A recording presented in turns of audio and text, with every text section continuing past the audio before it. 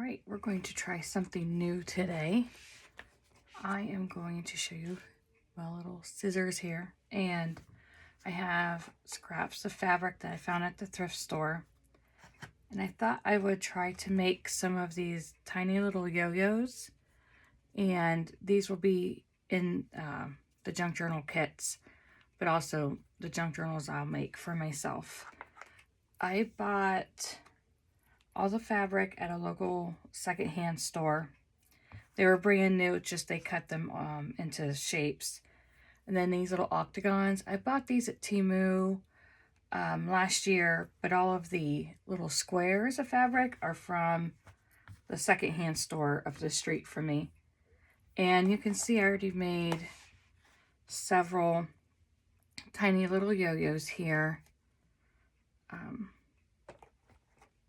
This is not going to be really a tutorial. I'm just going to show you what I'm making for the junk journal kits.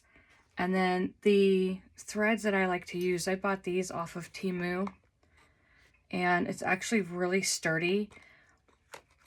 I can't really shop locally for this stuff because I don't have any local stores anymore.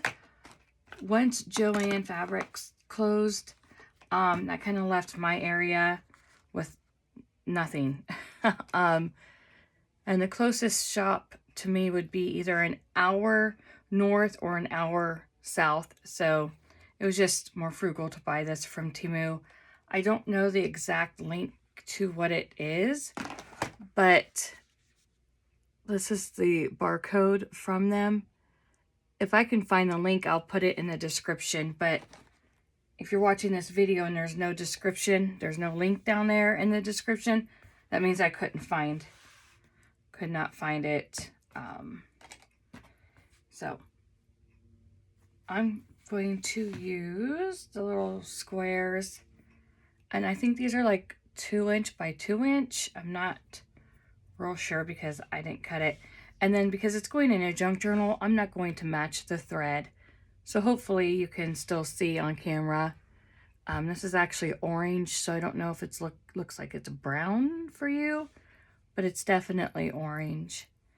And then sometimes corners are a little strange. When making a yo-yo or sulfite puff, I just call them yo-yo.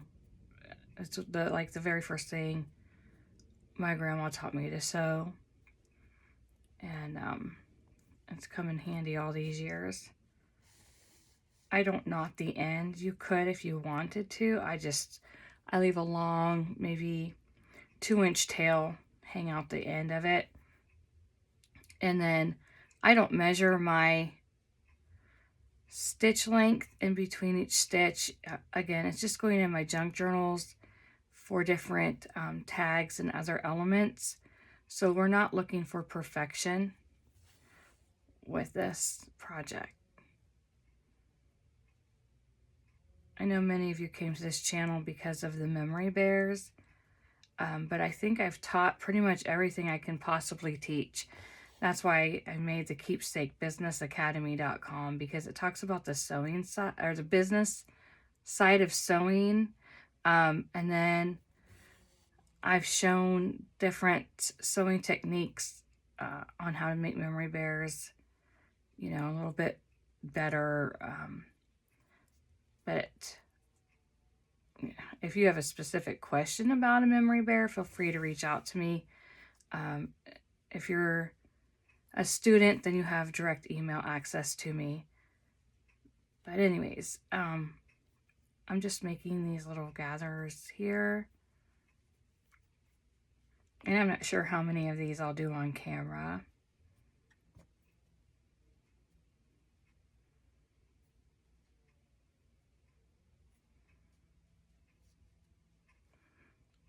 I like this because it's considered slow stitching, and I kind of need this repetitive calming project right now. The house is quiet and everybody is relaxing right now, which is nice. We all can use a little bit of rest. All right, let's see here. I inadvertently made a knot, but not a big deal.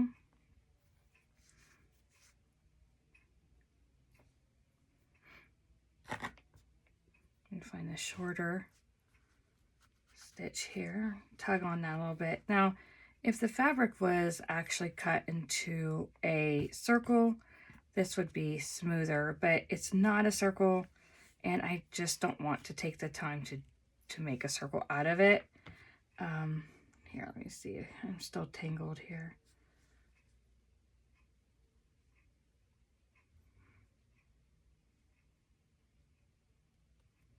This only happens when I go to film.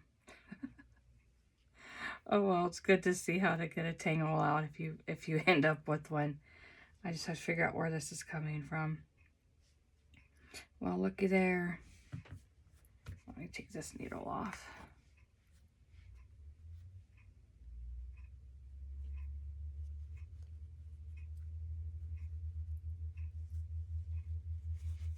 All right.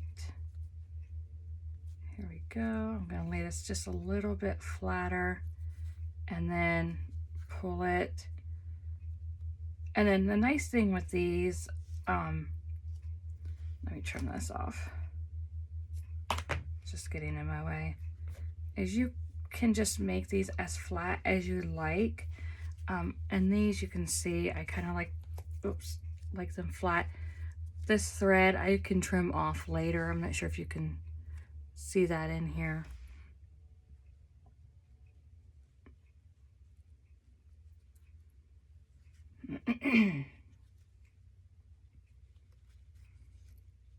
Okay, so now we have one of our puffs. I'm just going to tuck this tail down a little bit. And I can trim these off. There you go. Put that one over there to the side. Move that out of the way.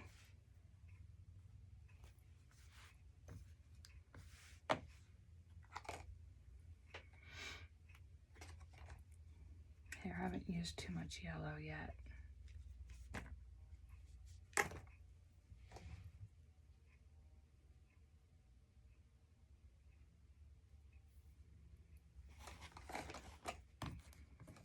Oops. These tiny little scissors, I bought these on Temu also. They're nice, they're sharp, and it came with a shield. Let me see if I kept it in here. There you go. I think there was like 6 of them, all different colors. But if you can see, they're just they're real small, which are nice. You can travel with these also.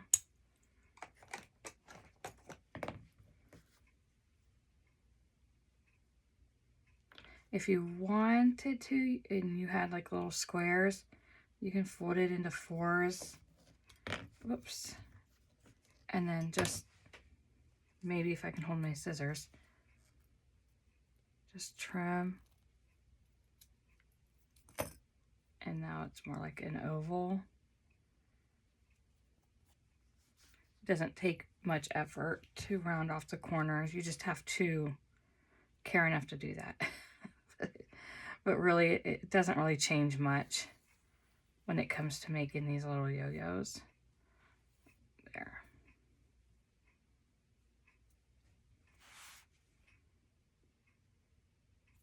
These are really easy to make while you're watching TV, spending time with your family, because you really don't have to pay close attention to what you're doing. And I mean, it goes pretty quickly. I could probably, let's see here, I could probably make about 25 in an hour.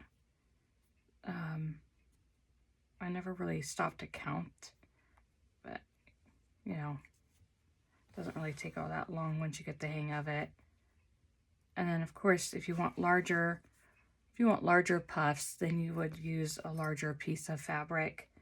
I've made some that were about 8 inches in diameter before, and that was years ago. I'm not really sure what I ended up doing with those, but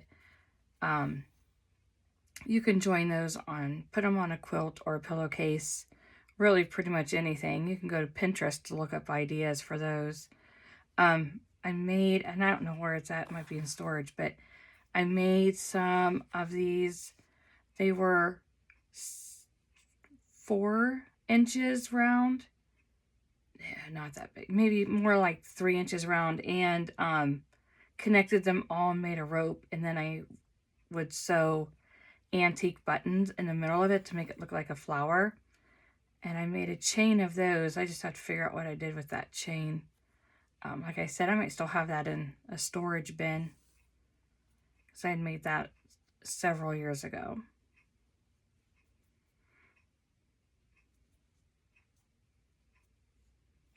I'll have to make a video on how I actually incorporate these into my junk journals. I have an idea of what I want to do with them, but we will have to wait and see. And the larger ones are a lot easier to work with than these small ones, but I did not want to waste all of my fabric.